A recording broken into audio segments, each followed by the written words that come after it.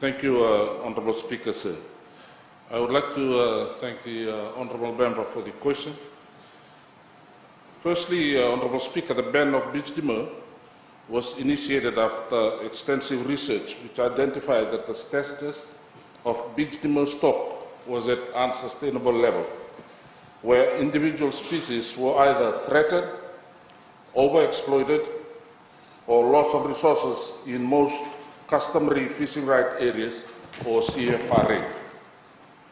As a matter of fact, Honourable Speaker, 2 high commercial species were identified to be extinct in around 75% of Fiji's customary fishing right areas. Additionally, there was non-existence of medium and high-level species in areas accessible during low and high tide. This resulted in illegal use of UBA or scuba tanks to access deep areas of over 30 meters. Honourable Speaker, sir, noting the substantial decline in the stocks and using the enabling fisheries legislation, the Ministry in its management role introduced the 5-year ban. The plan is to allow stocks to recover, while scientific research is carried out after 3 years to monitor the recovery of the depleted stocks. Honourable Speaker, the assessment of stocks have begun, and experience indicate that this exercise will take longer due to the vastness of the area to be covered. Honourable Speaker, sir, out of the areas that have been surveyed, findings indicate that while the ban is effective, there is a slow recovery. For example, while Fiji has 28 species of beach dimmer, surveys conducted in Moala, Didia and Nodo only identified 13 species to be available. While this is commendable, the density is still low, with only few species having densities higher than the sustainable reference level.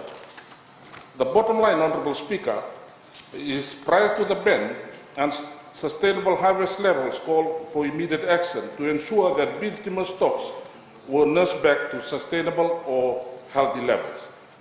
After the announcement of the beach dimmer ban in 2017, extensive work was undertaken to ensure effective enforcement.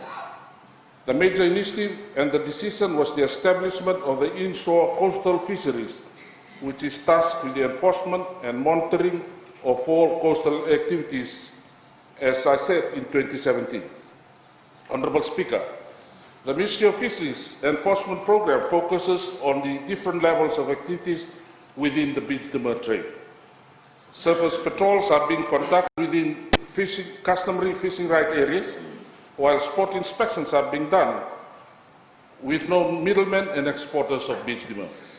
Since 2017, a total of 1,256 inspections were conducted. These inspections included those conducted with private entities, including trading companies such as fish exporters and restaurants. Noting the substantial fixed penalty charge ranging from 10,000 to 100,000, permissible by law, our team was developed procedures to ensure that offenders are treated equally by first issue warning to first offenders. Honourable Speaker, since 2017, we have successfully prosecuted through the work conducted by the Ministry's Investigation and Prosecution Unit.